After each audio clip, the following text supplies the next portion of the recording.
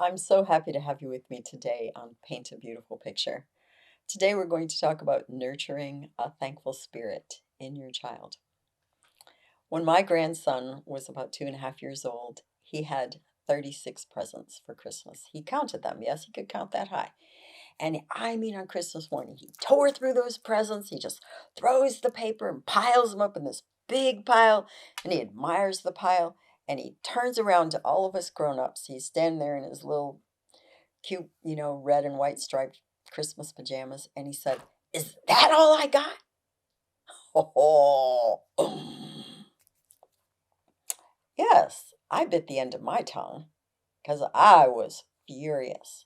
If that was my own, I would have worn him out. That's a fact. I would not have tolerated that level of ingratitude. I mean, that's the way it struck me. I'm just telling you the real deal. And he knows because now he's a grown man, and we've talked about that. And he said, "Yeah, Granny, I was really greedy." And he was. And that was fostered. So just telling the truth to you. Now, how would you feel about that if that was your child? You spent thousands of dollars, you gave him everything he ever asked for and a whole lot more, and then he turns around and goes, "Is that all you gave me?" Whoa. Yeah. Well, that's why we're going to talk about nurturing a thankful heart.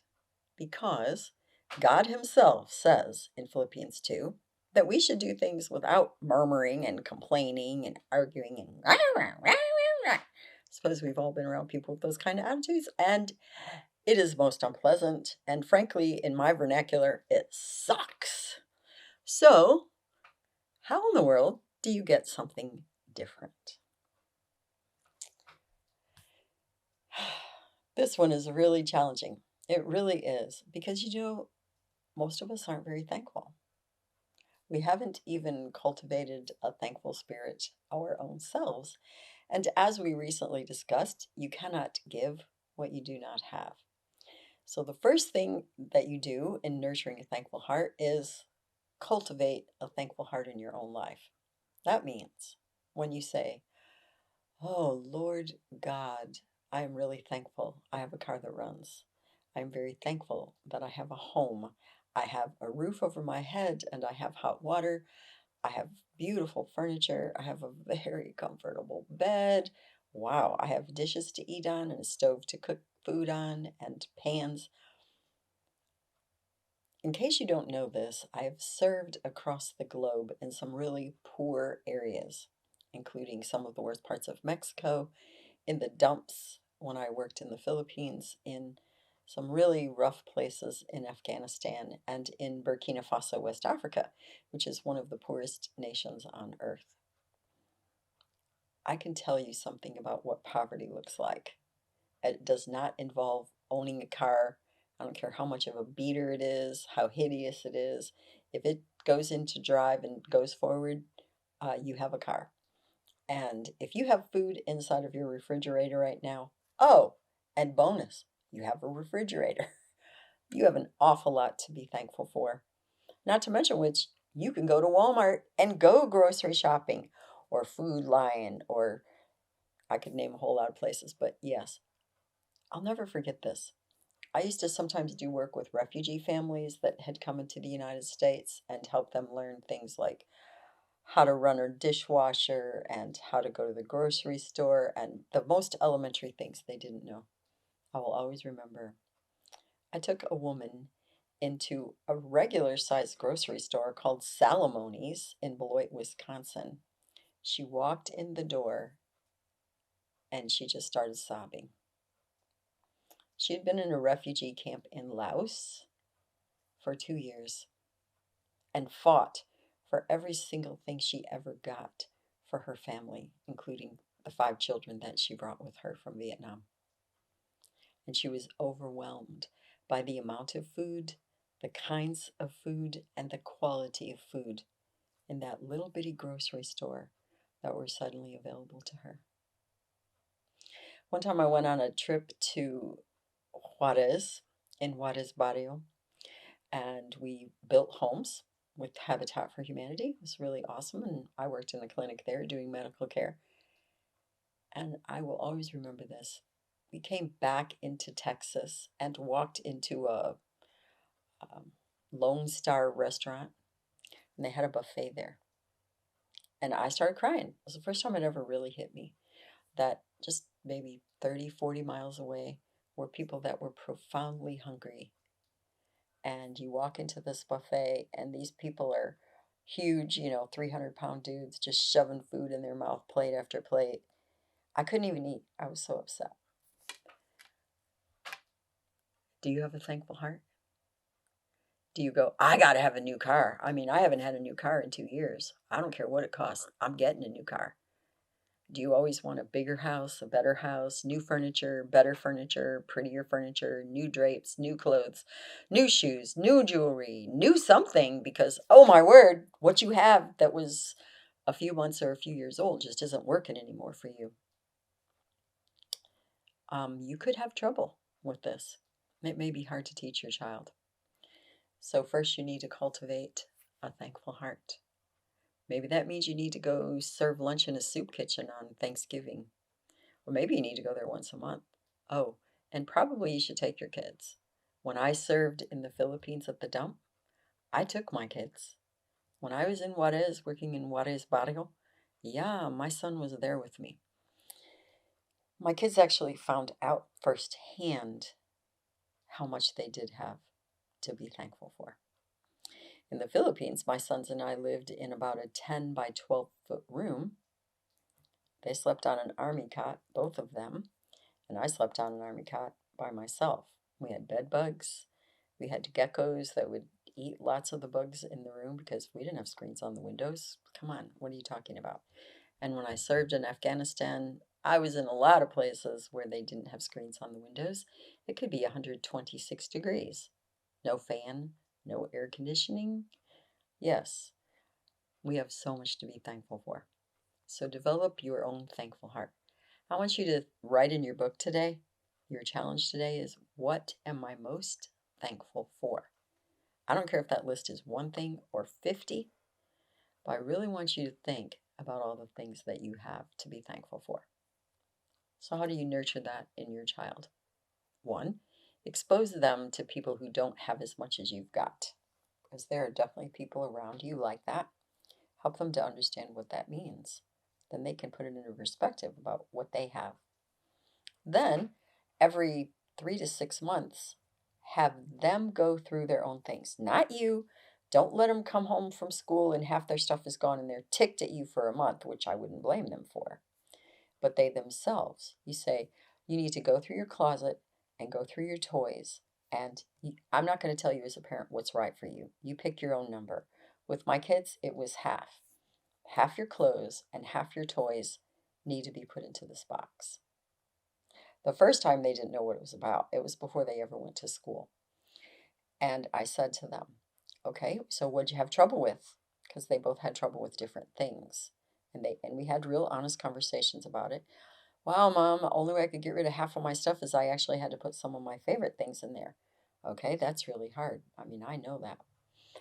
And well, it was easy to get rid of this because I don't really like this anyway. Well, that was great information for me as a parent. I wasn't going to go out and spend more money on something they didn't even like. So that was really helpful. And then they're like, what are we doing with this stuff? I said, we're taking it to a family violence shelter where people who don't have anything because they ended up leaving their house in a hurry and now they will have something. Oh, I took half of my, at that time, half my clothes and half my shoes and half my jewelry and purses and all kinds of things. And we took it to that family violence shelter. It was a special thing they were having in the town where we lived. And we gave it away. And my kids still had plenty to play with, and we all had plenty to wear. We gained perspective that we had so much stuff, we had lost thankfulness for what we did have. And then we were probably a little more thoughtful about what we did buy next. I say that to you because maybe if your kids have so much stuff and they're still whining and crying and complaining about the next thing they want, they don't even know what they've got. Give them an opportunity to make an assessment. Here's another way that will help you develop thankfulness in your child. Show thankfulness to them. Okay? You say, I need you to take out the trash. And they get up and they take out the trash. I am so thankful to have such a helpful son and responsive. You moved right when I asked you. It is really great having such a good son. You tell your daughter, I need you to go clean your room. So instead of all this grousing and complaining and whining, she actually goes in there and cleans her room. You go back in there an hour later and you're just in shock that everything's where it's supposed to be and it actually got dusted and vacuumed and wow. And you say to her, honey, I'm so thankful to have an incredible daughter like you. I'm thankful for your skills that you demonstrated in doing this. You're going to make such a great housekeeper and mom. You're going to build a beautiful home one day. And I'm really thankful for someone who wants to have their own environment be beautiful and is committed to that. Wow, I'm really thankful for those things about you. And in terms of character, when your child does something kind that was unexpected, my sons were always doing those kinds of things. They are pretty kind. But they would do something, I'd say, man, I'm so thankful to have a kind son. I see bullies and mean kids.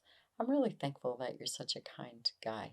And I'll have to say to you that even now, one of my sons, if we're at a party or something, when it's close to being over, he'll start going around and gathering things up, and he'll just go in the kitchen and do the dishes as a matter of course. And one time, one of my friends said, if I was 35 years younger than this, I'd be marrying that boy. She's about 50 years older than him. And he knew she said that. He just loved that. He's like, Miss Annette, I'd probably marry you too, but my mom might not like it. My point being that he's such an admirable young man, and I'm thankful for him, and I tell him that all the time. So, one of the ways you teach your children about thankfulness is express to them what you're really thankful about in their life, in their character, and in their behavior. And the other thing you do with your children is that you encourage thankfulness by doing it together. So you say to them, I'm thankful that we have such a great house. As a mom, you might say, I'm thankful your dad is hardworking. I'm thankful that he's loyal and dedicated and he gets up every day and he goes to his job and he provides for us well. Why don't we make your dad's favorite chocolate cake for dinner? And then at dinner we could have written him a note in the afternoon and give it to him and really let him know that we're thankful for the things he's done for us. I've done that with my sons more than once, I can tell you. Literally gave them a bath, got them dressed up really nicely, wrote nice notes to their dad, made a special dinner, and we baked a cake together and had a dinner where we expressed thankfulness. And dads, absolutely nothing stops you from teaching that to your kids as well. If your wife has to go somewhere for a day or two, take care of her mom because she's sick, or who knows, there are various things that go on in the world. You can say, you know what? Let's show your mom how thankful we are for the way that she takes care of the house and takes care of our clothes. Let's just have a day where we write a note to your mom and let her know how really thankful we are that we have her in our lives. You can help your kids to develop thankfulness by coming up with creative ways of showing Thanksgiving. You can even show your next door neighbor, your mailman, someone who brings deliveries to your house 3 or 4 times a week. You can show them thankfulness by writing them a simple note, by giving them a box of cookies or make them a batch of homemade cookies. We can teach thankfulness to our children. When we nurture thankfulness in our kids' lives, it always comes back to us. And thankful people are much happier people. So may you nurture a thankful spirit today in yourself and in your family. You may find additional information on our paintabeautifulpicture.com website. Additionally, you may watch me on Rumble, and you may also listen to a podcast on Buzzsprout or Spreaker, all under the name Paint a Beautiful Picture. If you like this video, please give me a thumbs up. You may subscribe, and if you are interested in receiving notifications, please hit the notifications button.